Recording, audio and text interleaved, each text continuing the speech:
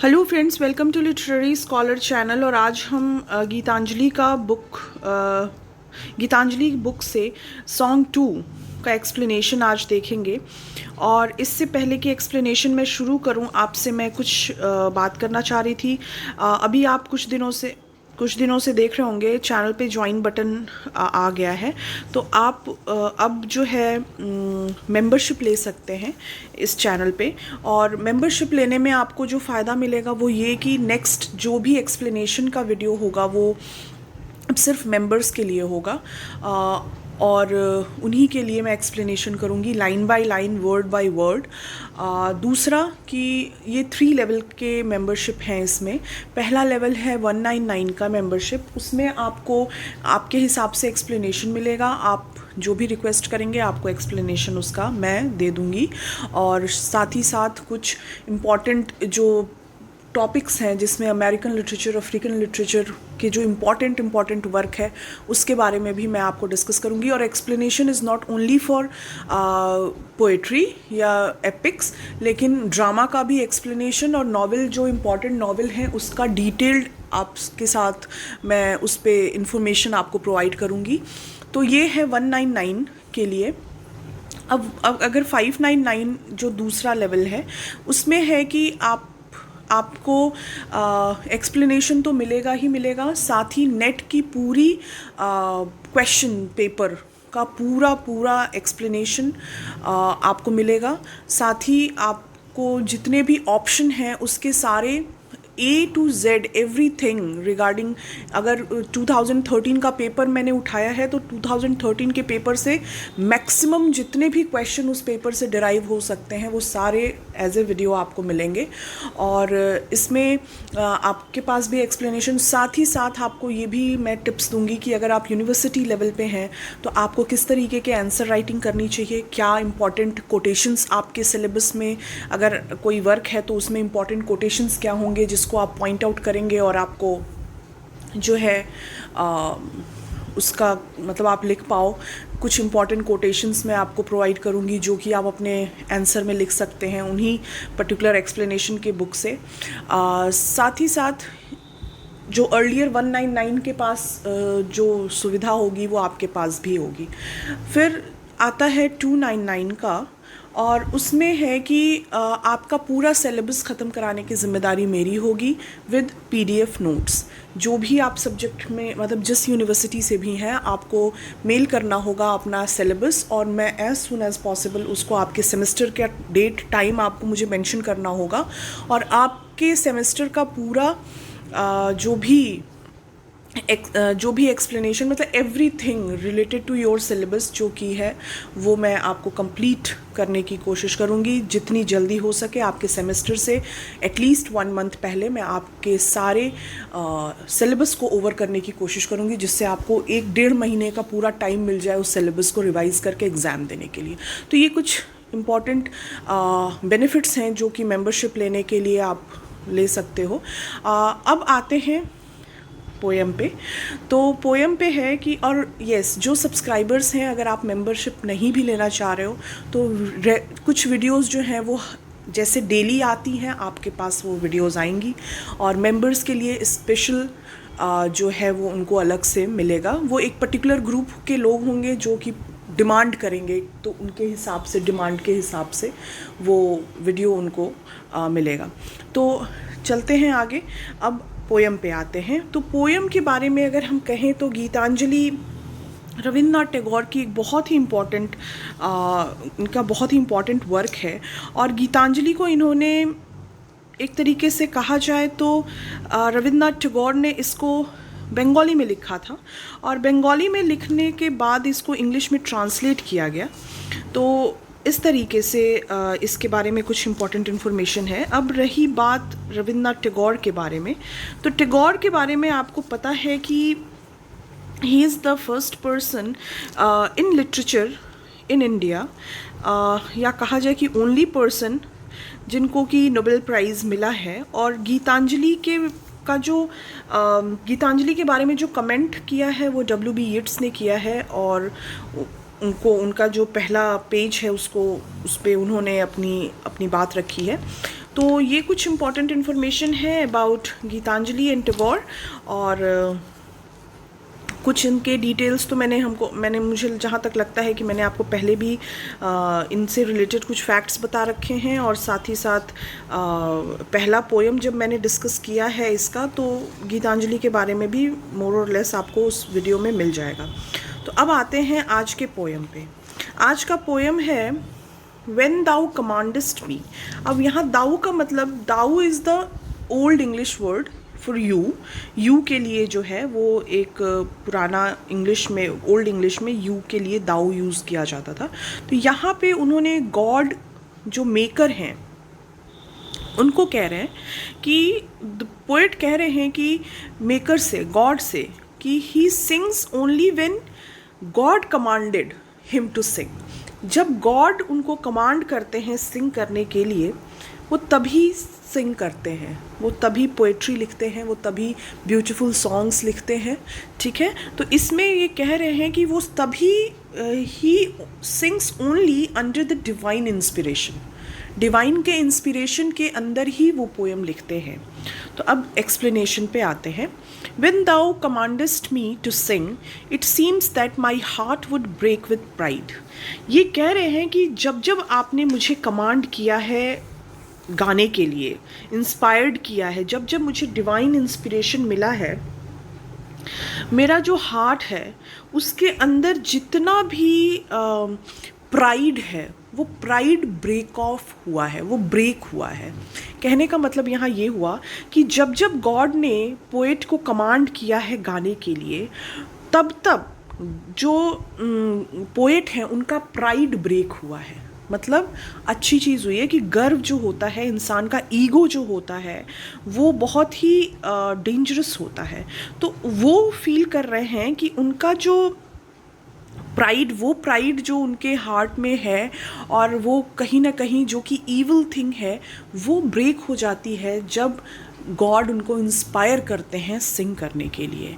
And I look to thy face and tear come to my eyes. वो कह रहे हैं कि और फिर मैं आपका वो फेस देखता हूँ, फेस इन द सेंस कहते हैं कि वो ब्राइटनेस आपकी जो है वो मैं महसूस करता हूँ जब आपके इंस्पिरेशन में आके मैं पोएट्री लिखना शुरू करता हूँ, पोएम लिखना शुरू करता हूँ, तब मुझे बहुत ही प्लेजर फील होता है, और मुझे लगता है कि आप मेरे सामने बैठे हुए हैं और आप मुझे इंस्पायर्ड कर रहे हैं लिखने के लिए। तो मैं आपके फेस को देखता हूँ और फिर मेरी आँखों से आंसू निकलने लगते हैं।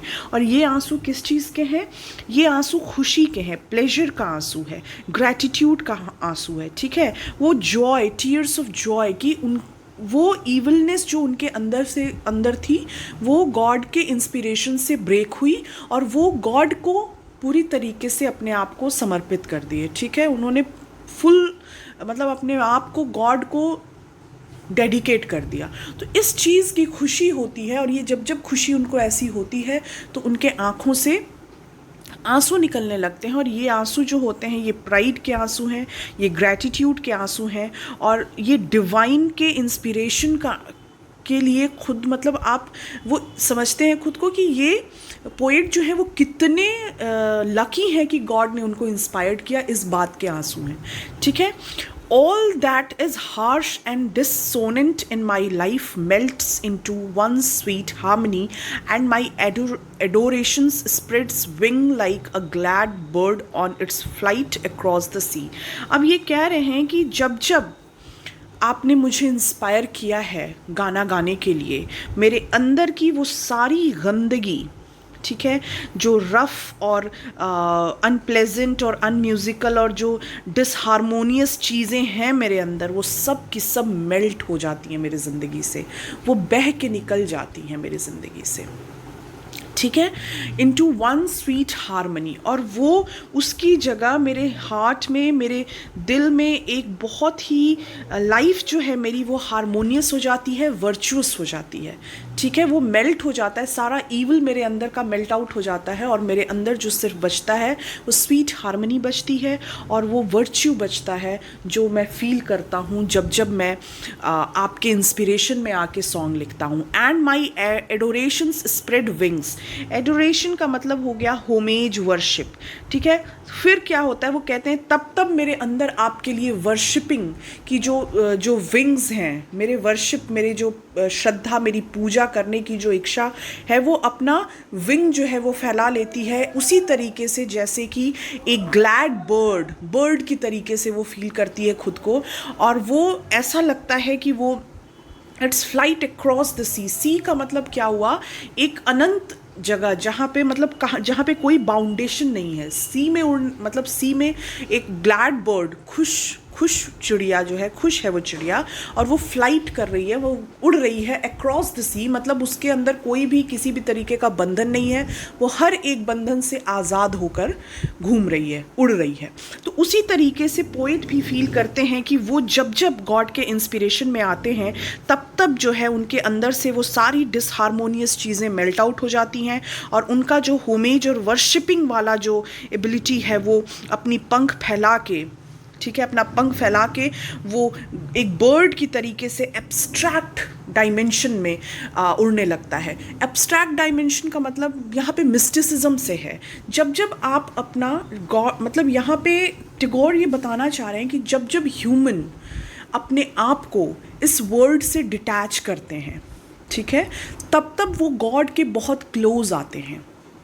तो यहाँ पे वही डिटैचमेंट वो बता रहे हैं कि जब गॉड इनको इंस्पायर करते हैं सॉन्ग लिखने को, तब जो है इनका हार्ट जो है इस वर्ल्डली चीज़ों से डिटैच हो जाता है और जैसे ही वो ये डिटैच होता है वैसे ही वो एकदम खुले अनंत आसमान में गॉड के इंस्पिरेशन में, गॉड की लाइट में उड़ने लगते हैं, जहाँ पे कोई भी किसी भी तरीके का बंधन नहीं है, किसी भी तरीके की एग्नी नहीं है, किसी भी तरीके का पाप नहीं है, वहाँ सिर्फ और सिर्फ खुशियाँ हैं, ग्लैडनेस है। तो वो उसी मिस्टिसिज्म की बात कर रहे हैं यहाँ पे, right. I think I make myself clear to you कि यहाँ पे उसी मिस्टिसिज्म की बात हो रही है कि जब जब ह्यूमंस डिटैचमेंट की तरफ बढ़ते हैं इस वर्ल्डलीनेस से और वो अपने आप को गॉड को समर्पित करते हैं, तब तब उनको इस तरीके की फीलिंग आती है कि वो फ्री हो गए, किसी भी बंधन में नहीं है अब वो, और वो जो हैप्पीनेस होती है वो फील कर पाते हैं। उसी चीज़ को यहाँ पे टैगोर ने बताया है। फिर आगे वो कहते हैं, I know thou takest my pleasure in my singing, I know that only as a singer I come before thy presence। तो अब यहाँ पे टैगोर कह रहे हैं कि I know thou takest pleasure in my singing। वो कह रहे हैं कि I know कि आप मेरी सिंगिंग पे आप अटेंशन देते हो मुझ पे। I know thou takest pleasure in my singing। अब यहाँ पे I को आप एज ए ह्यूमन समझिए। यहाँ पे जब बात मिस्टिसिज्म की होती है तो हर एक चीज़ किसी पोएम में सिंबॉलिक हो जाती है। तो यहाँ आई जो है वो ह्यूमन के लिए, अगर आप देखो तो मिस्टिसिज्म में ह्यूमन को डिनोट कर रहा है और टैगोर उसी के माध्यम से कह रहे हैं कि जब जब इंसान गॉड के इंस्पिरेशन में आके उसके हिसाब से काम करने लगता है और डिटैच होके वर्ल्डली चीज़ों से, एग्नी से, तकलीफ़ों से और बंधनों से मुक्त हो जाता है, इस संसार के बंधनों से मुक्त हो जाता है, तब तब वो जो है उस पर गॉड का अटेंशन ज़्यादा हो जाता है। तो वो यही कह रहे हैं कि I know thou takest pleasure in my singing, कि जब जब मैं इंस्पायर्ड होके सिंगिंग शुरू करता हूँ, गाता हूँ, मुझे पता है कि आप मेरे सिंगिंग को अप्रिशिएट करते हैं, आप मेरे इस स्टेप को अप्रिशिएट करते हैं और आप मेरे पे अटेंशन देते हैं।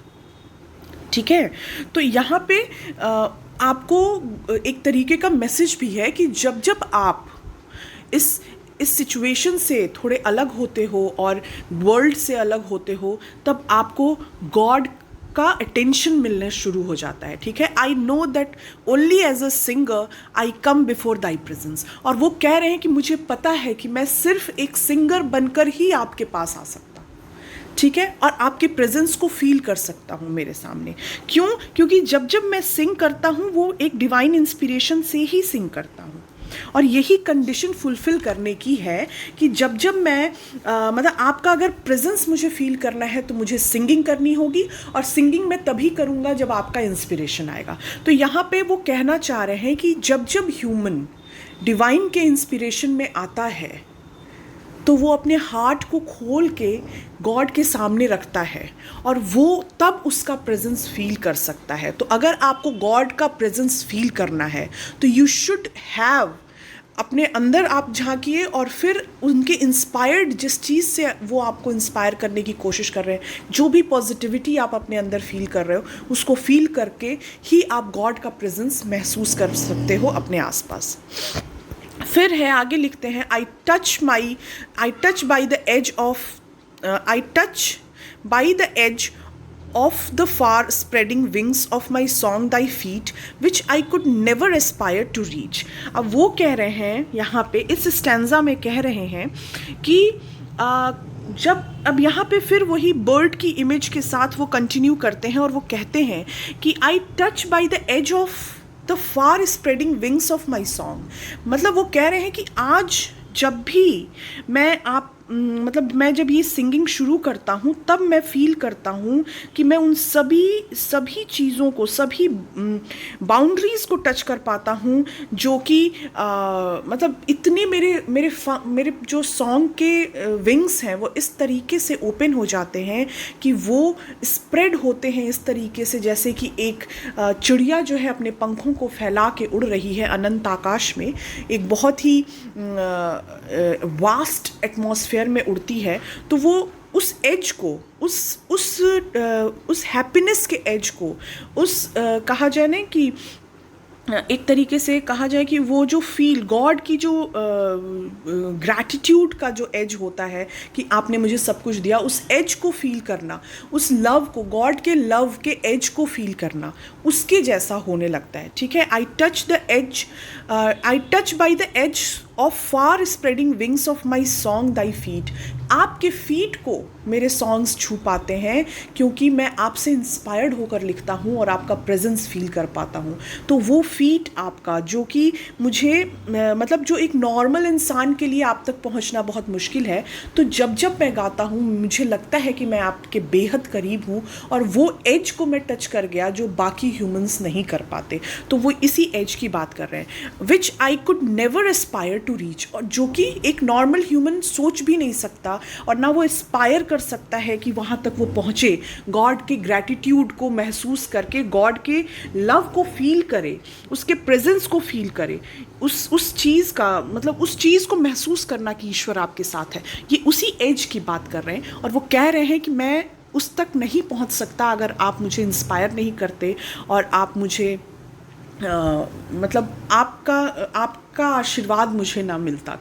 तो वही चीज़ कह रहे हैं, drunk with the Joy of singing I forget my self and call the friend who art my lord. तो अब ये कह रहे हैं कि अब वननेस की बात हो रही है। जब भी मिस्टिसिज्म की बात होती है तो हमेशा से याद रखिए कि देयर इज़ वन सोल, एक आत्मा होती है, एक परमात्मा होता है। परमात्मा, इसमें मतलब मिस्टिसिज्म में ये कहा जाता है कि जब सोल जो है, मेन सोल मतलब जो गॉड है, परमात्मा से मिलती है तो उसको जो खुशी मिलती है, क्योंकि वो वननेस की जो खुशी होती है ना, वो अर्थ की किसी भी बड़ी से बड़ी खुशी से बड़ी चीज़ होती है। जब आपका मतलब आपका मिलन ईश्वर से होता है, जब आप गॉड से मिलते हो, तो वो जो हैप्पीनेस होता है, दैट इज़ मतलब उसको आप एक्सप्लेन नहीं कर सकते वर्ड्स में।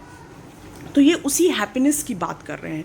Drunk with the Joy of singing I forget my self. वो कहते हैं कि जब जब उस सिंगिंग को मैं करता हूँ और जब मैं आपके प्रेजेंस को फील करता हूँ तो मैं खुद को भूल जाता हूँ। तो यही होता है जब सोल जो है वो गॉड से मिल जाती है, परमात्मा से मिलती है, जब आत्मा परमात्मा से मिल जाता है तो ह्यूमन का अपना अस्तित्व ख़त्म हो जाता है, राइट। फिर आप कुछ भी नहीं होते और फिर उसको यहाँ की चीज़ें अच्छी नहीं लगती। क्योंकि वो जान जाता है कि ये सब कुछ जो है वो माया है, it is just a illusion, reality is something else. तो उसी रियलिटी का जब तक आपको ज्ञान नहीं होता, आप अंधेरे से घिरे रहते हो। और जब आपको उसका ज्ञान होता है, उस जॉय का, उस हैप्पीनेस का, उस लाइट का जब आपको नॉलेज होता है, तो फिर आप जो फील करते हो वो बाकी लोगों से आपको अलग कर देता है, बिकॉज यू नो कि what you are feeling and what you are experiencing. तो यही चीज़ वो कह रहे हैं कि मैं खुद को भूल जाता हूँ एंड कॉल दी फ्रेंड, और फिर मैं आपको अपना फ्रेंड कहने लगता हूँ, thou friend who art my lord. तो यही चीज़ वो कह रहे हैं कि फिर जब सोल जो है वो सुप्रीम सोल से मिल जाती है और फिर वो ईगो जो है आपका सब कुछ ख़त्म हो जाता है, तो फिर वो जो खुशी मिलती है वो ऐसा लगता है कि ये तो मेरा मतलब मैं यहीं से बिलोंग करता हूँ। तो वही चीज़ जो है वो टैगोर आपको बताना चाह रहे हैं। तो दिस इज़ द मिस्टिसिज्म। ये पूरा मिस्टिक जो पोएट्री होती है उसमें एक वन सोल और सुप्रीम सोल के बारे में होता है। सोल जो है वो हमेशा से उसका अर्ज होता है सुप्रीम सोल से मिलने का, और जब वो फाइनली सुप्रीम सोल से मिलती है तो जो यहाँ की जो वर्ल्डली चीज़ें होती हैं उसके लिए फिर नेग्लिजिबल हो जाती हैं, उसके लिए फिर वो कोई मायने नहीं रखती। और वो जो हैप्पीनेस होता है सोल का, सुप्रीम सोल से मिलने का, वो हैप्पीनेस जो है वो अर्थ के किसी भी प्लेजर से बड़ा प्लेजर माना जाता है। दैट इज़ द मतलब उसको आप बयां नहीं कर सकते। तो ये जो है ये आई होप कि आपको ये क्लियर हुआ होगा। और ये पोएम में एक मिस्टिक टच है टैगोर का, और इसी के साथ ये पोएम यहीं ख़त्म होती है। और जैसा भी अगर आपको लगा तो बिल्कुल कमेंट सेक्शन में बताइएगा, कुछ डाउट होगा तो आप मुझसे पूछ सकते हैं। और तब तक के लिए आप अपना ख्याल रखो, अपनी फैमिली का ख्याल रखो। Stay blessed and thank you for watching this video. Thank you.